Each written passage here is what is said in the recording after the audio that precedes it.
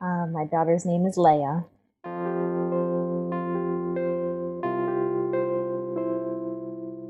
She had red hair just like her daddy.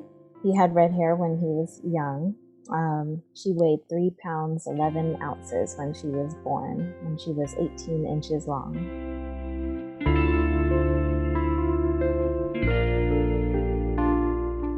Welcome to Still a Part of Us, a podcast where moms and dads share the story of their child who was stillborn or who died in infancy. I'm Winter Red, and on this episode, Lili is telling the story of her daughter Leia, who was stillborn at 32 weeks due to an umbilical cord accident. As a word of caution to our listeners, this story contains emotional triggers of stillbirth and infant loss. Please keep yourself emotionally and mentally healthy and seek help if needed. Also, please respect our moms and dads who are brave and gracious to share their children with us.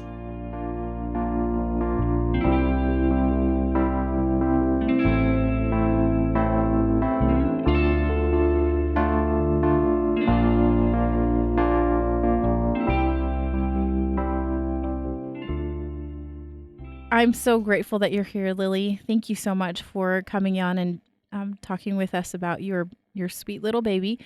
Can you go in and tell us a little bit about who you are and tell us about yourself? Are you married? Do you have any kids and that type of thing? Yeah, so I am married to my husband, Basil. We've been married for 5 years now. Leia was our first baby. We've since had a second baby, Indiana, Oliver. We've got 2 fur kids, 2 dogs, both hound mixes that we rescued, Rosie and Buzz. I was working, technically, currently, I'm working at a major insurance company, but I won't be there anymore once leave is over after having my second baby, after having Indiana. Oh, okay. And so you were working before that, and now you're technically on leave right now. Right, and I won't be going back. They don't know that yet, but by the time this is Right. aired, then they'll know. Yes. Yeah. And what do you guys like to do on a kind of a day-to-day basis? Any hobbies or fun things that you guys like to do? Yeah, I adore movies. We used to love going to the movies. Of course, we really can't do that now due to COVID and then having a baby too. But we are really outdoorsy people, kayaking, hiking. We've done a lot of traveling. We've gone to Egypt and Lebanon. My husband is Lebanese, so that's why we've kind of been out to the Middle East. And yeah, we're just like adventurous. We love going out to eat, trying different foods. We're real foodies. Again, something we really can't do now. Yep. Yeah, it's crazy. And a little bit of context, what part of the United States are you guys living in? We're in Orlando, Florida. Okay. So you guys can kayak and do all these outdoor Yeah, things pretty year round. exactly. Awesome. And were you living in Orlando area when Leia was born? Yes, we're living in the same house. We've lived here ever since we were together. Awesome. And also a little bit of context, how long ago was Leia born? It will be 1 year on June 6th, so a little over 11 months now. Yeah, at the time of this recording. So, yeah, today's May 20th. Yep. yeah. Tell me how your pregnancy went. Were you guys expecting to get pregnant? Was that a planned thing or was that a little bit of a surprise? Gosh, so, we had talked about having children for so long. I mean, like I said, we've been married for 5 years and we were together for 2 years before that. And we didn't just, decide to go ahead and try to get pregnant before Leia. Now, for the years before that, it was always, I'm not going to have kids. I just want to focus on my career. I remember just always thinking like, I'll never be able to sleep if we have children. We won't be able to do any of the things we love. It was very much a part of my identity to be able to do all of these different things and hobbies, like I just mentioned. I just felt like having a child was going to, completely shatter my identity 100%. I did not want to be a mom. Did your husband feel the same way? He was kind of on the fence. Okay. He also didn't want to give up his life and his hobbies and what he had gotten used to. But at the same time, he's significantly older than I am, and he also just kind of felt like he's running out of time as far as having a child. We decided to go ahead and start trying after a good friend of ours died. It just kind of came up a few days after this person died that we had decided, the legacy is what matters in life, is being able to pass something down to others and being able to, just have somebody else live on after us. And we decided to start trying and literally got pregnant first try. Really? Yeah, it was so easy. From the very beginning, there really weren't any problems. When I had my first ultrasound, I was told that I had a bicornuate uterus, or a heart-shaped uterus. Oh, okay. And was told that it was possible that it was told to me that I had a slightly higher chance of a miscarriage as a result of that. But other than that, I'm sorry? I was going to say, was this the ultrasound that you got at like 20 weeks, or are we talking an earlier one? We're talking like the 6-week ultrasound. Okay. Yeah. Pretty early. Was just the pregnancy confirmation ultrasound. They were able to see that I had a heart-shaped uterus. And after that, we just decided it's really not something that concerned us very much. So we decided we still wanted to kind of go the natural route. We had originally planned on going natural birth. I really wanted to have a home birth. Okay. So even with that information, we talked to some midwives in the area who were still okay with moving forward with like a home birth plan, even though I had a heart-shaped uterus, as long as everything, was going normally throughout the pregnancy, which it did. Everything went completely normally the entire time until it didn't. Until 32 weeks, when I went to the hospital and was told that she no longer had a heartbeat. So what prompted you to go to the hospital at 32 weeks? So I had driven to work that day early in the morning, as usual. It always takes an hour for me to get to work. Oh. I would leave at 6 and arrive at about 7. And I always felt her move every morning. She would always be moving a lot. And this particular morning, she did not. There was no movement whatsoever. To backtrack, the day before, I had felt like she was moving up slightly less than usual. On June 4th. That was the last day that she was alive, and when she was moving less. I started to have blurry vision, and I knew that was a symptom of preeclampsia. Blurry vision and a really, really severe headache. Yeah. And this was lasting for hours. And I called my midwife. I went in to the birth center to get checked out, and my blood pressure was fine. So she ruled out preeclampsia. She did not check the heartbeat. She just, they checked blood pressure and said, go home, you're fine. Okay. So I went home and we did our normal thing. But then the next morning I hadn't felt her move. So you went into the birth center on the 4th or the 5th? I went into the birth center to get the blood pressure checked on the 4th. On the 4th, okay. Yeah, and then on the 5th is when I was no longer able to feel her moving. Like very first thing in the morning, it was just, I haven't felt her move at all. This is not normal. Yeah. And when I got to work that day, there was a baby shower, a baby girl baby shower that I was going to be attending in the afternoon. For you? Not for me. Oh, okay. For somebody else. Yeah, mine hadn't occurred yet. I remember thinking, I'm sure that my team's going to be throwing mine probably in the next couple of weeks, because the company always does like a surprise baby shower. Oh, so I remember thinking, I'm going to this one and mine's probably going to be really similar to this one. And I just remember eating a ton of cake, pink lemonade, thinking I got to get all the sugar I can. Let's see, what's going on. Let's see if she'll start moving after I eat a bunch of sugar. Yeah. I remember sitting down with my coworkers and telling them, I need to eat all this sugar. I need to see if she's going to start moving here. I'm not sure what's going on. They're like, oh, she's just sleeping. Don't worry about it. I'm sure everything's fine. After the baby shower was over, I immediately went out to my car and laid on my side and decided, okay, now I'm going to start counting kicks, because I hadn't counted kicks before then. I remember being told to count kicks, but I felt like she was such an active baby that I would notice, if there was a problem, that I just didn't really feel like I needed to do it. But I remember going out to my car, laying on my side. I set a timer for 10 minutes, and I was like, all right, now I'm going to count. Let's see what happens. And 10 minutes went by on the phone alarm that I had set, and still nothing. And I called my midwife again and said, now I haven't felt her move at all today. And she said, go to the hospital. That's not normal.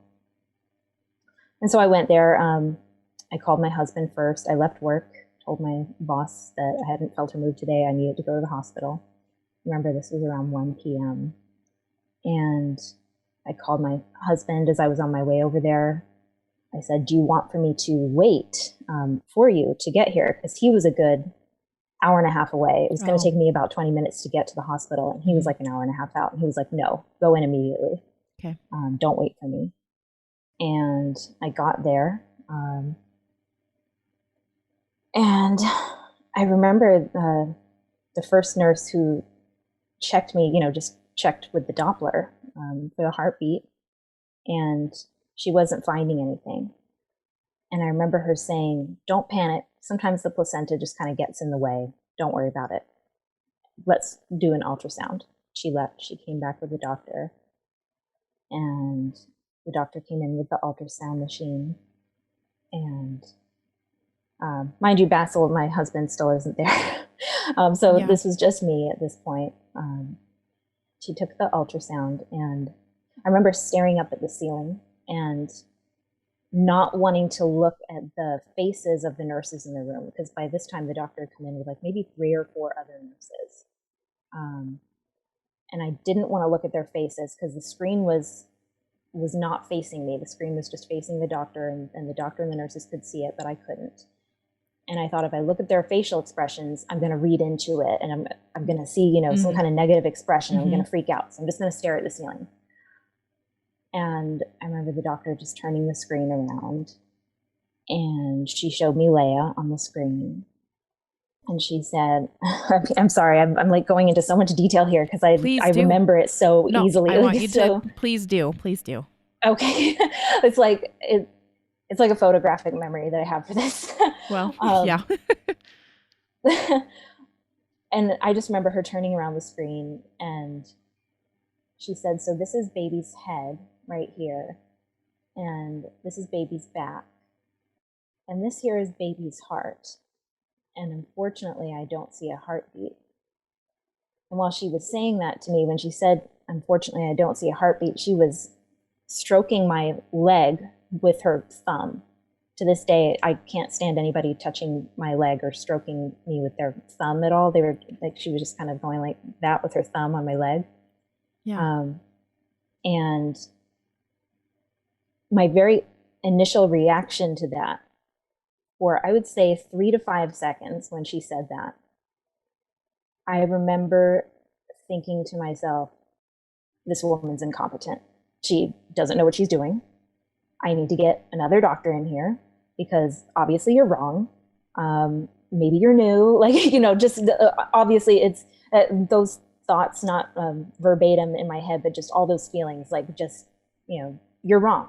That's can't incorrect. Be. Mm-hmm. No. And after 3 to 5 seconds, I'm looking again where she pointed at her heart, and I just see it still stagnant, not beating.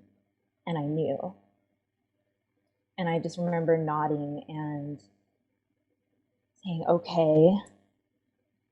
And I didn't start crying right away. I was just in shock. I was just, okay. So how does that happen?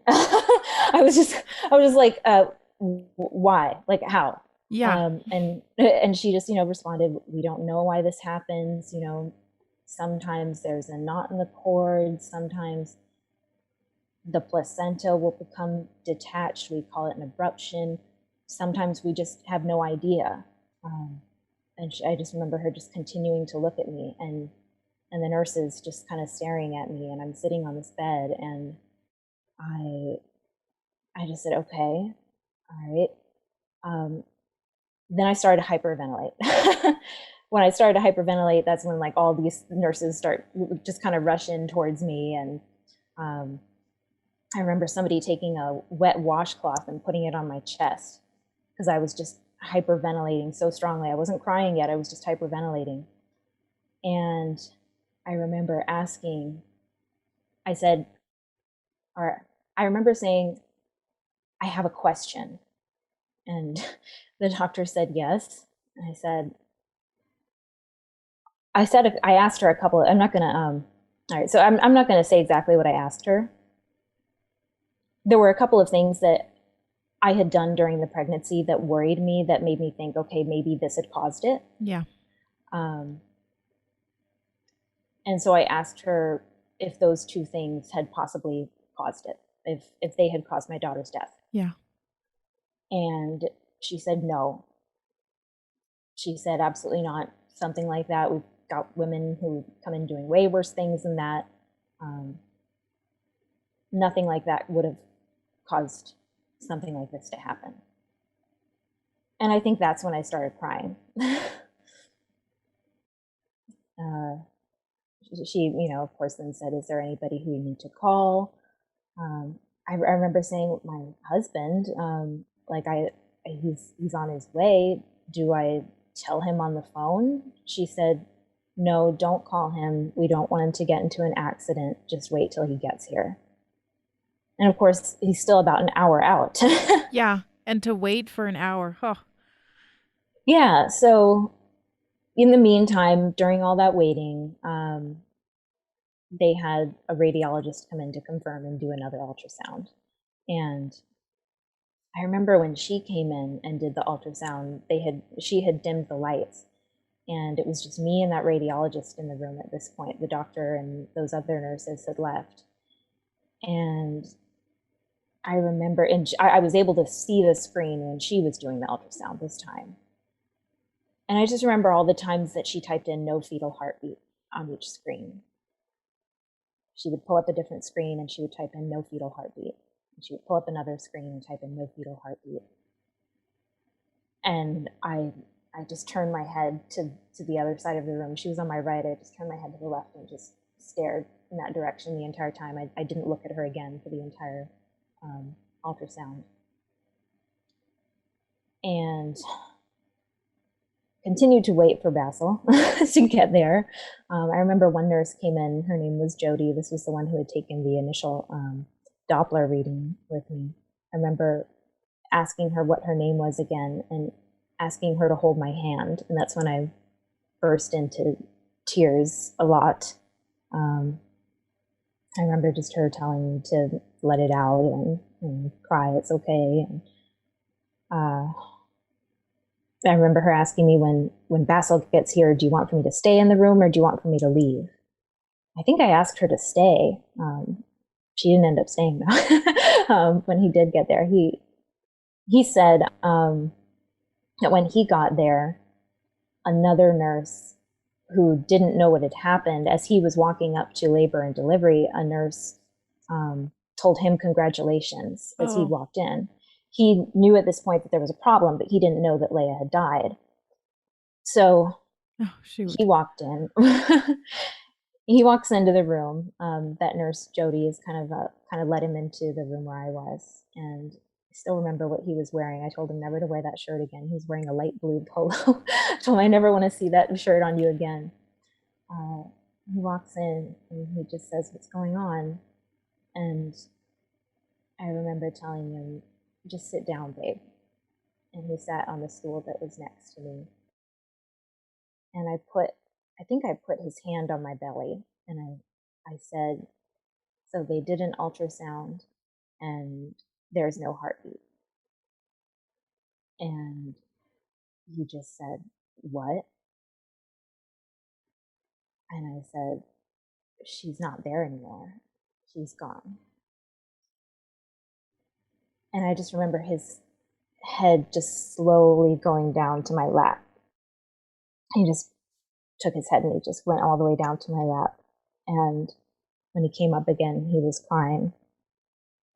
I think that's when that nurse came back in, because I remember when she had let him in, she was kind of slowly closing the door, kind of to gauge what was going on. She was just kind of peeking in. She came back in, and we obviously ran through the questions of what do we do now. And I remember her telling me, well, you're going to be induced. Oh yeah, before Basil had come, I'd also been on the phone with my midwife again, because the doctor had called my midwife during all of that time, and my midwife had called me. What was that conversation like? She said, I remember her saying, I got a phone call from the hospital and I'm so sorry. And I was just still in shock. I was just like, yeah. I think I just said yeah to her every word. And I specifically remember her saying, Lily, this is so horrific. And I remember at the time when she said that thinking, it didn't dawn on me what she was saying, because I still wasn't truly aware of what my body was about to go through. Yeah. I wasn't fully aware of the fact that I was about to give birth to this baby who had died.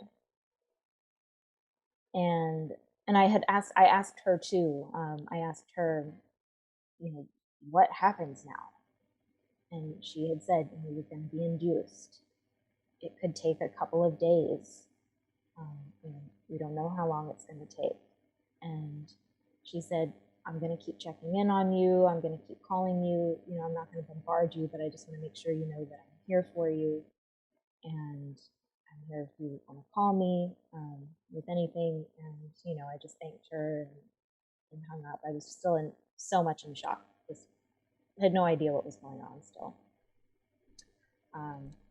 But then, fast forward to when I was talking to the nurse and to the doctor again, Basil and I made the decision to go ahead and go home first.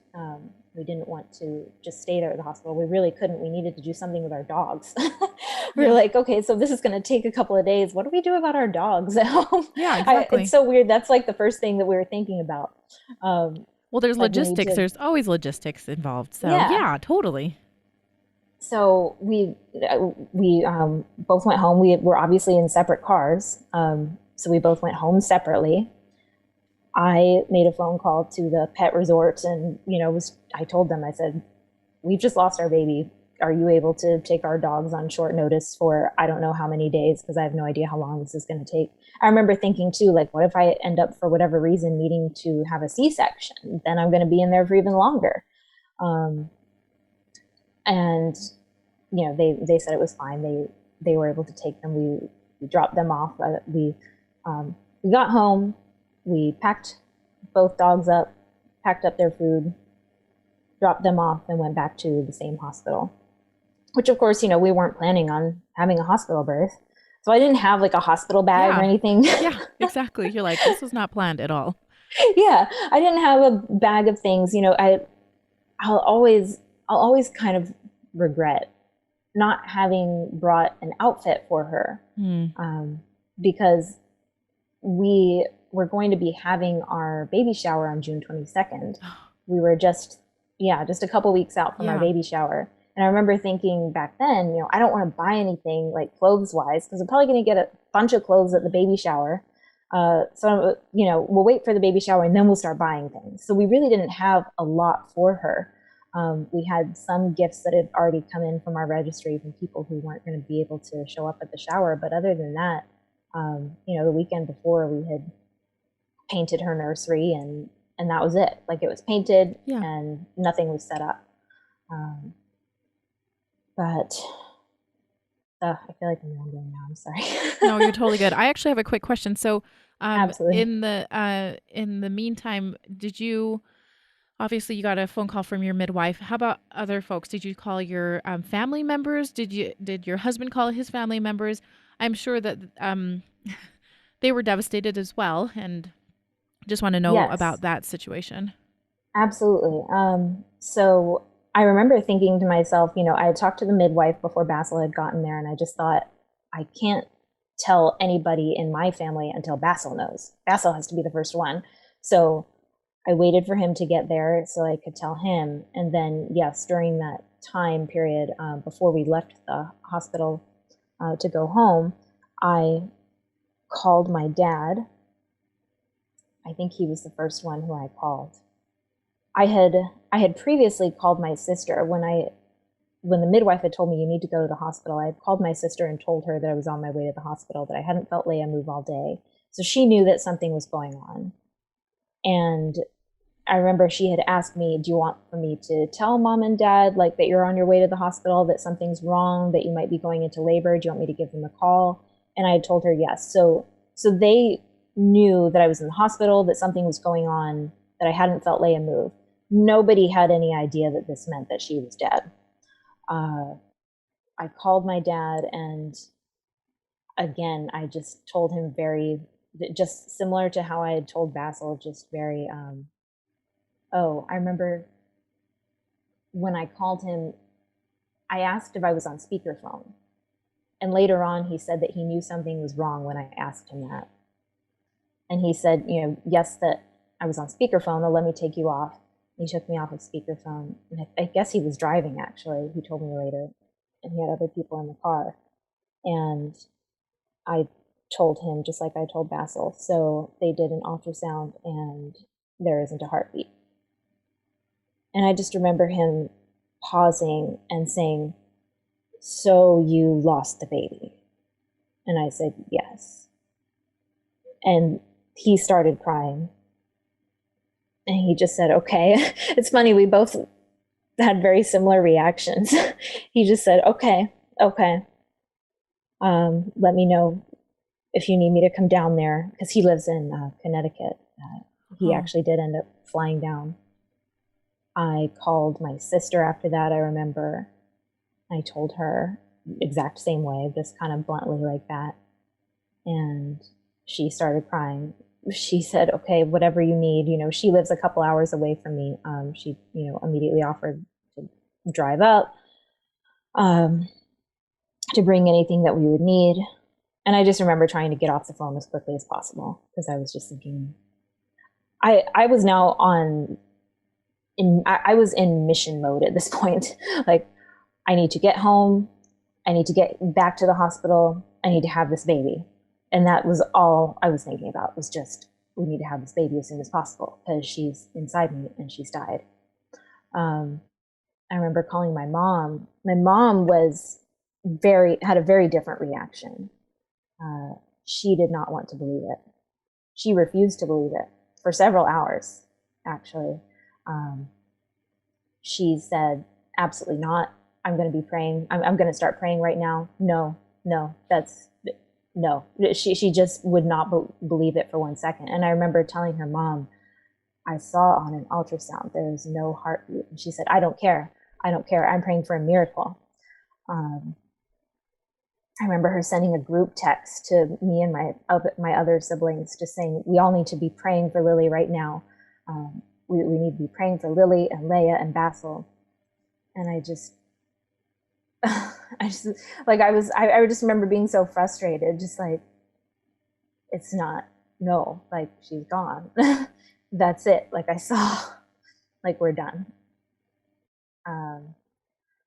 And yeah, after all of that was done, we were back at the hospital. Finally, everybody knew at that point. The people who I was close to, my husband, I can't remember exactly when. I think he called his family once we got back to the hospital.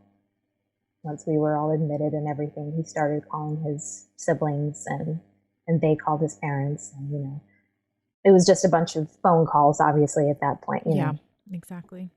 And getting into the hospital and phone calls and talking to nurses and all that. nobody really lives super close by, so you guys knew it was just going to be you during the delivery mostly.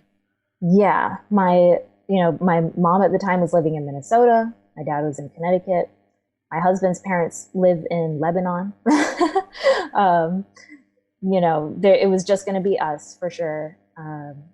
I I did end up asking my sister to come. Just I didn't want anybody there with us in the delivery room, but she was there that night.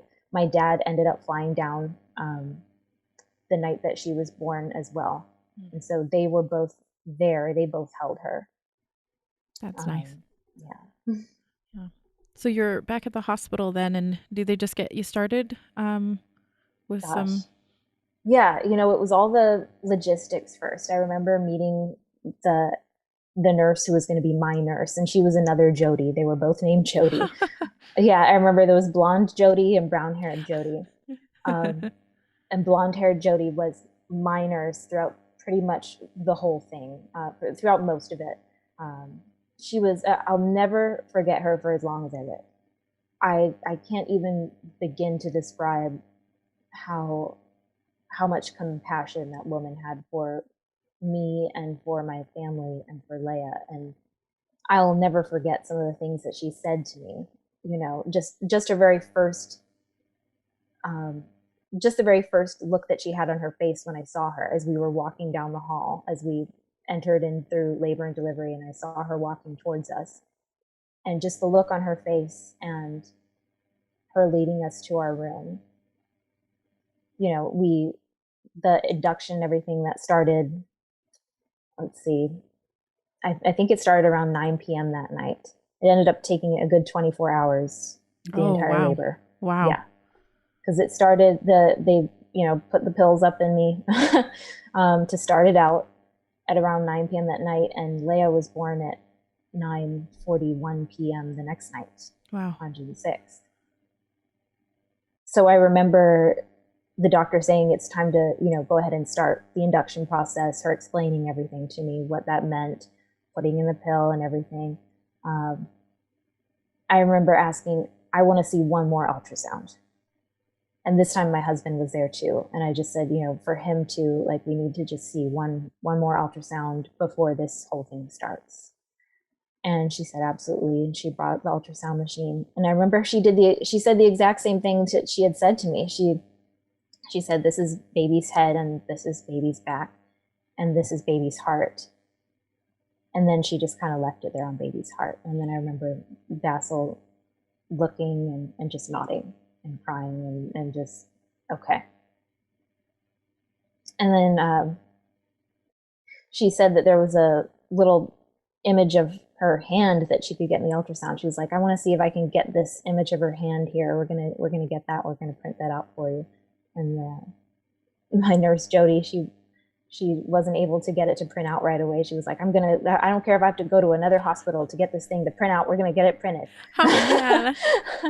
Nurses when they're they're so good. They're so good. Yeah. That's awesome. Yeah. So, I mean, I hadn't been planning on doing epidural or anything like that because I was going to have a home birth. Yeah, totally. Yeah. So I still wanted to go that route. I remember asking my midwife in that initial phone call, like, I mean, I don't have to have an epidural, right? Like, I don't want one. And I remember her telling me, like, no, Lily, just get the epidural. Like, just do it. It doesn't matter. And I remember thinking, still, like, I wanted to just kind of experience it. Like, I wanted to have a childbirth, like I had planned, even though it wasn't going to go how I had planned. I wanted something to go as I had planned. So for 8 hours, from the time they first started the induction until about 5 a.m., I went no epidural, and I, was experiencing all the pain, and I remember just being angry. Like the pain was feeding the anger and just so many emotions going on. I remember we were laughing at one point, Basil and I, in the hospital room, like just laughing and making jokes. I don't even know how or why that happened. I think it was just because I was in so much pain and we were just kind of beside ourselves. Yeah, you're like, is this really happening? Yeah, it's so crazy. Like the thing that they put the IV on, the IV bag, and I was trying to put like one foot on it and kind of like skate around on it. And we went out to the hall, and I was trying to do that in the hall because they had told us, you can get snacks or whatever from the nurse's station if you want. Oh, I remember Nurse Jody telling me, "You're the only patient here tonight, so you can do whatever you want. If you want to go down and raid the refrigerator or whatever." I was the only person in there, and I was skating down on that IV pole down the hallway. I can't believe that even happened. But yeah, around 5 a.m. or so, I remember calling Nurse Jody and saying, "All right, I'm done. Let's go ahead with the epidural." And that whole thing happened, and gosh, it was just so many different things, that I had never planned on or thought about. I had never thought about the whole thing, an epidural. I remember the anesthesiologist giving me that whole spiel about all of the different risks, and I was scared to death. I remember just praying and just being like, oh my gosh, like what if I'm paralyzed as a result of this? And, I was still thinking along those terms, like those were the things that were important, because it was just still so surreal that she had even gone. Yeah. I was just thinking, get her out as soon as possible.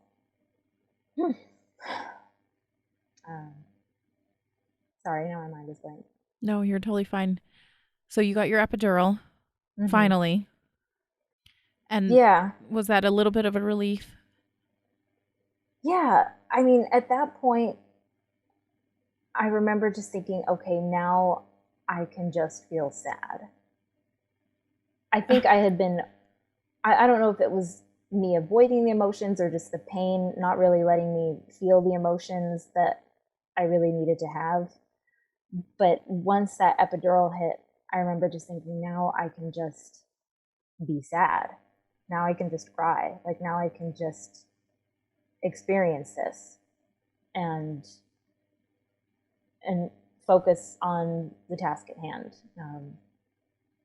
I had a couple, so we roll into the next day now, and now it's June 6th, and I had obviously told my work at some point during all of this. I had texted I remember texting my supervisor, the day before on June 5th, texting him and letting him know what had happened. I remember him texting me back and saying, "I'm so angry." He said, I'm so angry. How does this happen? No, like he wasn't, hiding any of his emotions from me. He was just, I remember him sending multiple texts, just like, no, like I'm so angry. How does this happen? Why?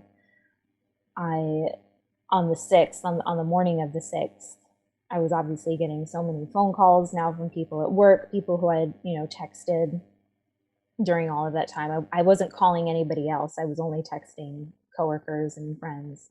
Now I was just kind of getting inundated by phone calls and texts from people asking me how I was, how far dilated am I, how close I am to giving birth. I was going by so slowly. I remember just every single time the nurse coming in to check how dilated I was. It was just like, okay, half a centimeter more. Like, yeah, I mean, it is slow. That is slow. It was horribly slow. And we had one of Basil's family members also came to visit me. I remember I had one coworker who came to visit that evening. It was around 6 o'clock or so. I had a good friend of mine. She came. And then one of Basil's family members came that afternoon too, and just visited with us and talked. I obviously hadn't slept at all since, yeah. I hadn't slept at all that night. So I was just kind of going in and out of sleep while Basil's cousin was there talking to him. I remember when they switched out the doctors, I remember thinking, gosh, I really hope that this one doctor who had told me that there was no heartbeat, I hope that it's her who delivers Leia. Yeah. But it didn't end up being her. It ended up being this other woman who, she was very blunt and short, and neither of us, like, we did not connect. It was just awful. Yeah, that's a bummer. Yeah, because I remember thinking, like, I had asked her, obviously I knew nothing about stillbirth or what the baby looks like when they're born. Yeah. I was just expecting, obviously my baby wasn't going to be crying, but I was just like, I want to have skin to skin contact with my baby, even though she's dead. Yeah. I remember saying that. I was like, I want to have skin to skin. And this doctor said, no, we're going to have to be, doing other things first. And she was just like, no, you can't have skin to skin right away. Huh. And I didn't understand why. I was just like, why? Why can't I have skin to skin? I don't get it. And I remember calling my midwife and just being like, can you talk to them? Like, I want to have skin to skin. Yeah. Like, I don't understand why I can't have it. Yeah. Me just still thinking like, if I can't have a living baby, I still want to have all these different things that I was planning on having. Yeah. You want to have some things work out the way you planned. Yeah. Yeah. And my midwife said, yeah, why don't you give the phone to one of the nurses there, or to the doctor? And I remember giving the phone over to them and then having a conversation with her. And then I talked to my midwife again, and my midwife said, so the reason that they're not really wanting for you to have skin to skin right away is because that there can be like skin separation after this amount of time, that the baby's been, that the baby has been dead inside your womb. So they don't really know what condition she's going to be in. Yeah. And they want to be able to, examine her and everything before any like more damage was done, essentially, Yeah. So, it rolled around to, it got later in the evening, and the epidural had started to wear off. And I remember Nurse Jody saying, we're just going to get the anesthesiologist in here and get you more epidural. Because at this point I was in like extreme pain now. Okay. Like real contractions, a lot of pain, and waiting on the anesthesiologist to get me more epidural medication. And it turned out that the one anesthesiologist in the hospital was in surgery right then, and they weren't able to get it to me. Oh.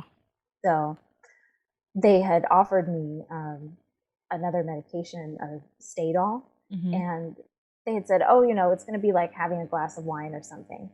And I said, okay, yeah, I'll go ahead and take that. I'll take it. At this point I was just in so much pain. I was just ready to not be in pain anymore. And they gave me the Stadol, and I started to hallucinate. Oh. I was like, this is not like a glass of wine. I remember seeing Snow White and the Seven Dwarfs. Oh. Yes. Oh. I'm like sitting in my hospital bed, and I'm looking at Snow White and the Seven Dwarfs prance around. I kid you not. Oh my goodness. And I'm like, yeah. And at this point I'm laughing again, and I'm making jokes because I'm high. Yeah. And, I remember at one point telling Basil, firstly here, but I said, I'm high as a mother F. and the doctors and the nurses who were in there right then said, what did she say? And he was just like, oh, she said she's high as a mother blank. And they were just like, oh, okay. I remember hearing Nurse Jody saying, it must be because she's so small. Possibly.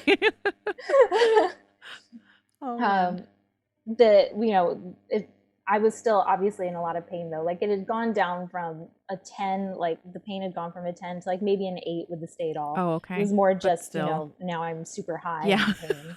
You're like, The anesthesiologist finally came in, finally gave me more medication, and I was good to go. No more pain. Doctor checked me again. I was fully dilated. And I remember the doctor said, she's complete. And I didn't know what complete meant. And I was just like, what does that mean? What does complete mean? And Jody said, it's time to deliver your baby. It means you're fully dilated. It's time to deliver your baby. And of course, at this point, all the nurses and hubbub and everything starts going on. They start setting up. And I remember the bed raising. Like I had no idea any of these things that happen in hospital birth. I just remember seeing the bed raise and them setting it up and just like, what? And obviously I'm also high still from that Stadol medication. And I just remember thinking, I had enough wits about me to say to myself, I don't want to be high when my daughter's born. Like I need to snap out of this. Like I started to like slap my head and like shake my head and just kind of like, try to snap out of this. Yeah. Cause I don't want to be having these effects when when I see her for the first time. Yeah.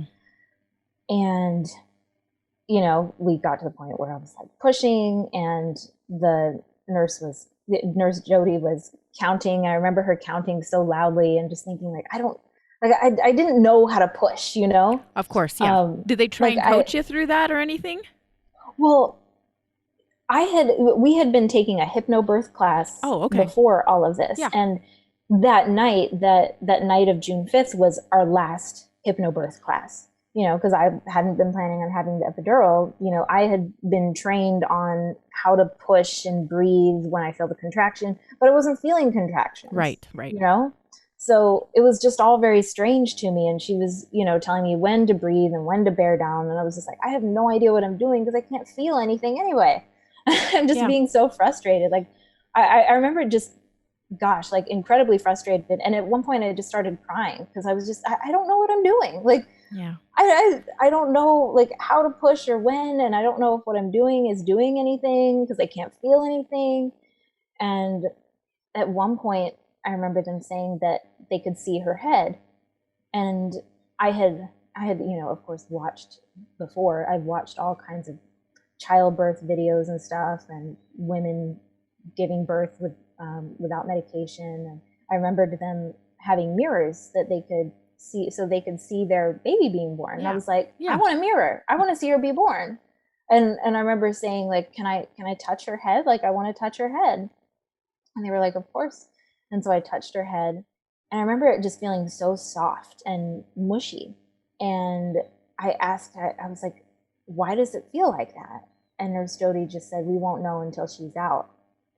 But yeah, I was just, it didn't feel right. It didn't feel like a baby's head. I was just like, why does it feel that way? That's so odd. After I felt her head, I remember looking at Basil, and Basil was on my left, you know, holding one of my legs, and he was crying, and I was just tired. I wasn't crying at this point. I was just tired and sad and just exhausted. And I just remember telling him, it's almost over. We're almost done. Like, I was just trying to encourage him, you know, because I just felt like I was in a good place, strangely. You know, I mean, I was, you know, I didn't have all my mental faculties about me still from that medication. And I just remember telling him, it's going to be okay. We're almost done. And she came out, and Basil looked over and he said, she's got red hair, babe. And Nurse Jody said, I remember hearing her say nuchal cord. And I said, what's nuchal cord? And she said, cord wrapped around the neck. Oh. And I was just like, oh.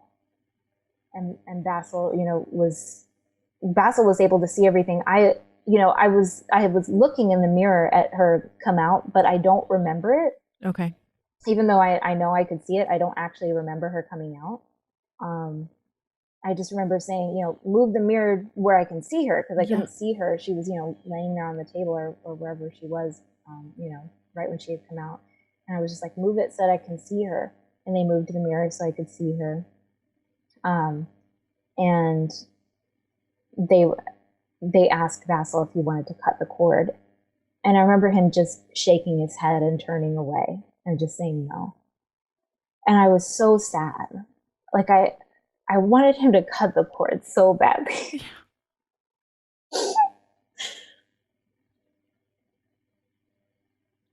I really wanted him to do it. But so the nurse cut it, and you know, before, when they told me that I couldn't have skin to skin, I said, well, you know, can you at least just keep her as close to me as possible? Like, you know, when you're dressing her, when you're doing, you know, wrapping her in blankets, whatever, just keep her close to me. Like, I want to see her the entire time. And somehow that didn't get communicated to all the nurses in the room, because the nurse who ended up doing that took her far to the other end of the room. And, you know, that curtain that they have where the door is, she like took her bassinet like behind that curtain. And I just remember thinking, I want to see her. But at the same time, they're working on getting the placenta out of me. And I I was told later on that I lost a lot of blood, not enough to like need transfusions or anything, but enough that they were like concerned, and so that's okay. why they pulled her out of the way. And I just remember them putting her in my arms. The nurse who put her in my arms for the first time, and I just said, ah. I was just like, ah, because she was beautiful. Like, I had never seen anything so beautiful. Oh. She was the prettiest little girl. And, you know, she did have like a lot of, she had, you know, she must, we had determined later on, just Basil and I, she must have died, you know, somewhere middle of the night, you know, early hours of the morning of June 5th. And then I gave birth to her at 9:41 p.m. on June 6th. So she had been in there for quite a while. And, you know, there was skin separation. And, you know, she didn't look the way that babies are supposed to look, but she just looked gorgeous to me. Yeah. I just remember telling Basil, like, she's so beautiful. And I said, look what we made.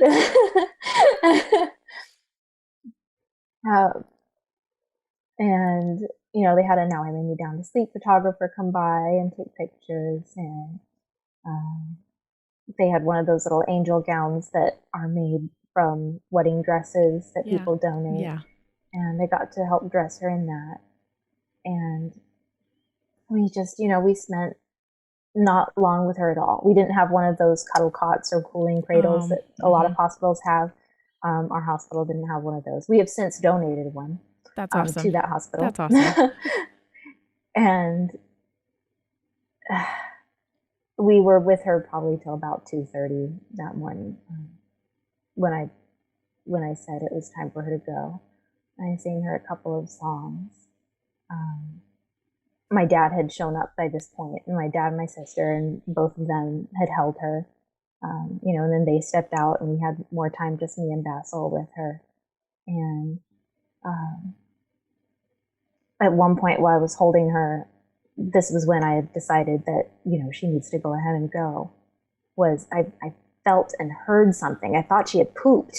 I just remember thinking, like, wait, what was that? It's like she pooped, but I mean, she's dead. So I was thinking, like, oh no, like I didn't want for her body to continue to deteriorate, because I knew, I was like, okay, you know, at this point her body's just deteriorating more and more and more, and I just want her to go where that's not going to happen anymore. Yeah.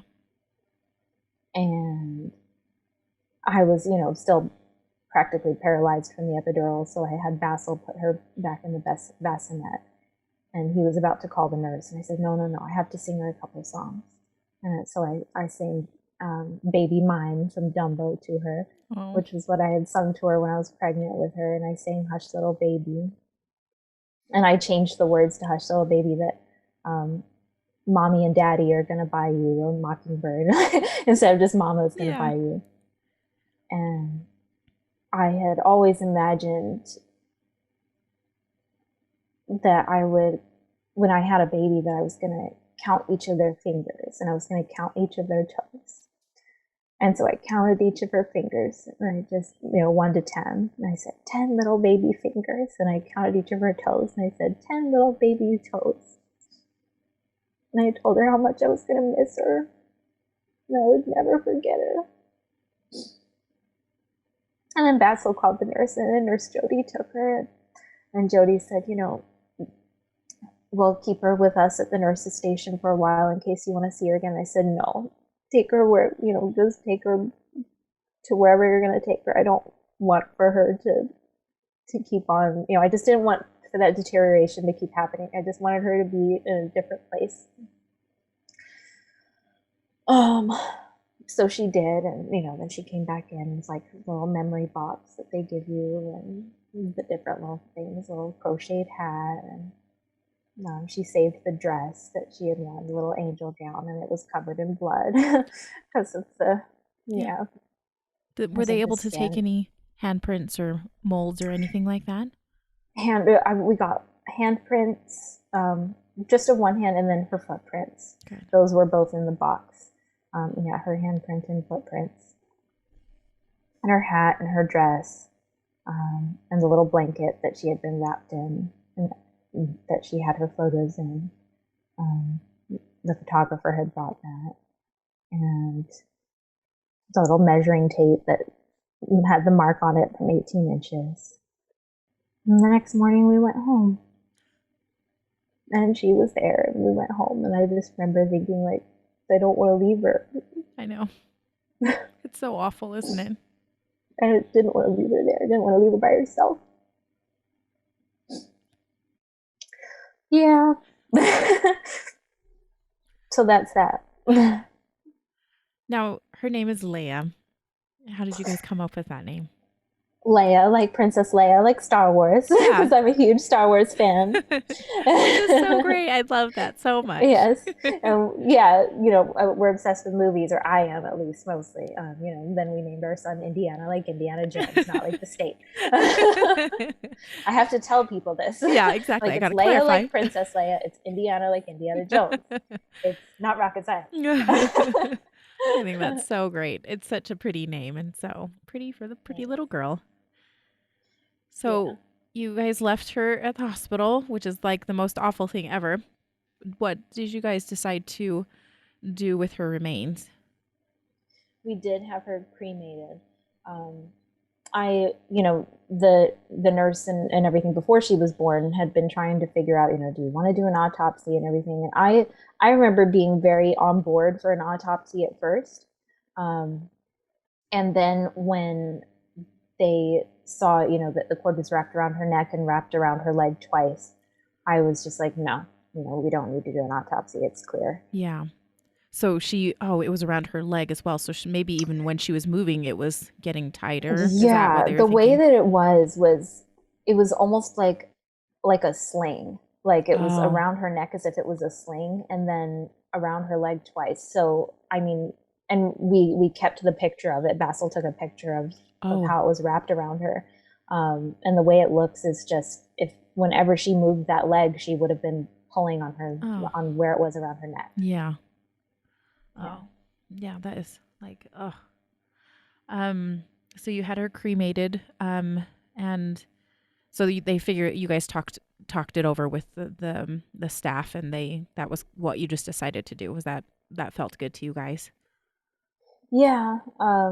We just, I remember them saying, we can't know for sure that it's a cord accident. I remember them saying, we need to do all of the other testing, the genetic testing and everything, which we did. And, a good 7 weeks later, it came back completely clear. Yeah. So they did end up just ruling it cord entanglement, cord accident. We did the cremation. We didn't do a funeral of any kind, which I will always regret.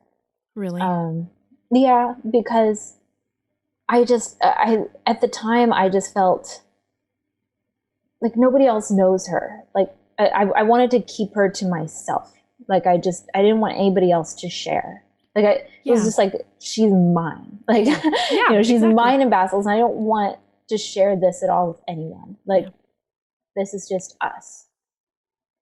But I'll always regret it, just because I also didn't know that people had funerals for stillborn babies, honestly.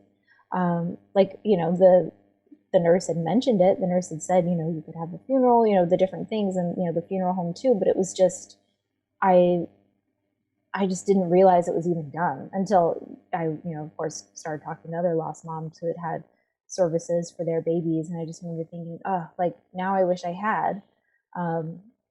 But at the same time, the other things that were going through my mind too were the fact that my parents are divorced. They're on horrible terms with each other. I was thinking, what's it going to be like having both of them at a funeral service? Right. Like I don't even, I haven't seen them in the same room since my wedding.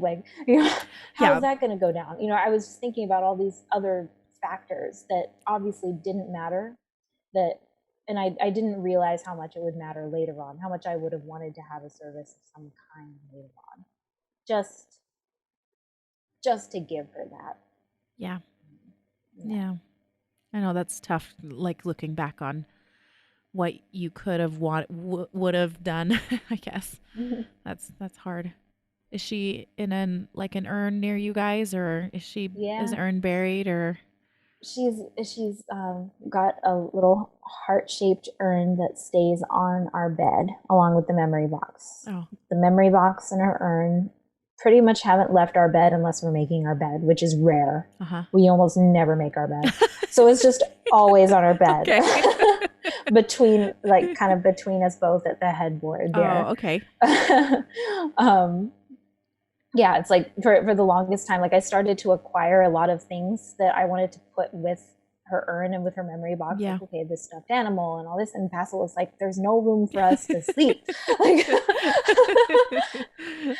yeah. So, eventually, after many months, actually, eventually I was like, all right, we can move this, we'll just have these few items right here on the bed.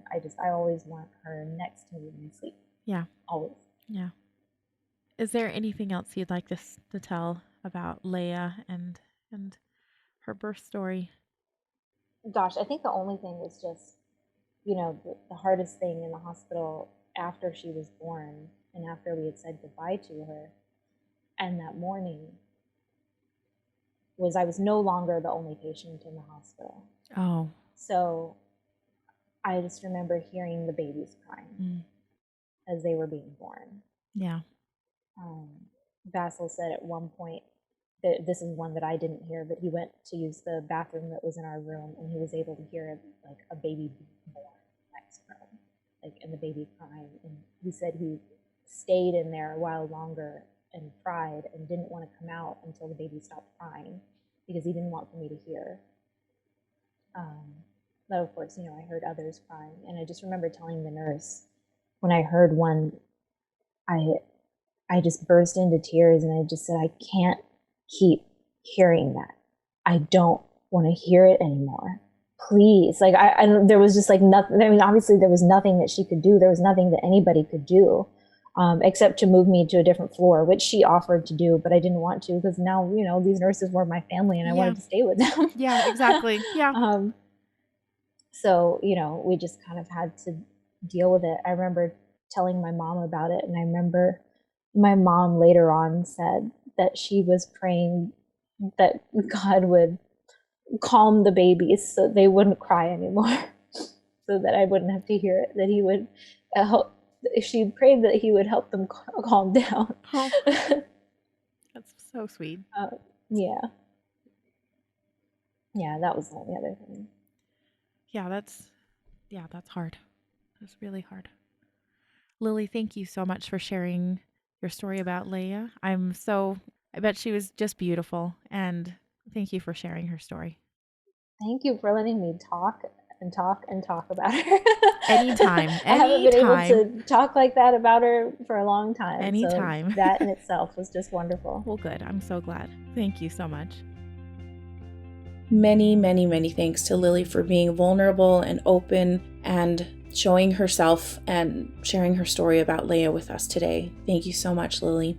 Head over to our website, stillapartofus.com, where you can find the show notes, including a full transcript of the interview and any resources that were mentioned, where you can sign up for our short and helpful email newsletter, where you can learn how you can become a patron and support the work it takes to produce this show for just a few dollars a month, and lastly, where you can find out how to get in touch with us if you want to share your child's story on the show.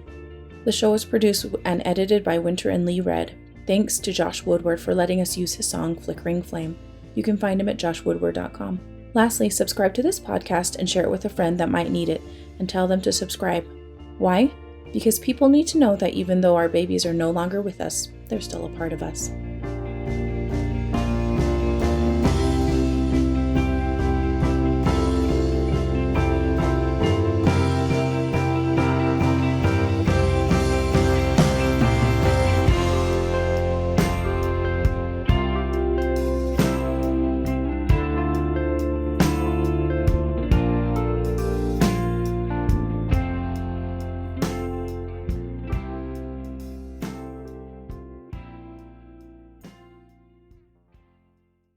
The flower that blooms in adversity is the most rare and beautiful of all. Mulan.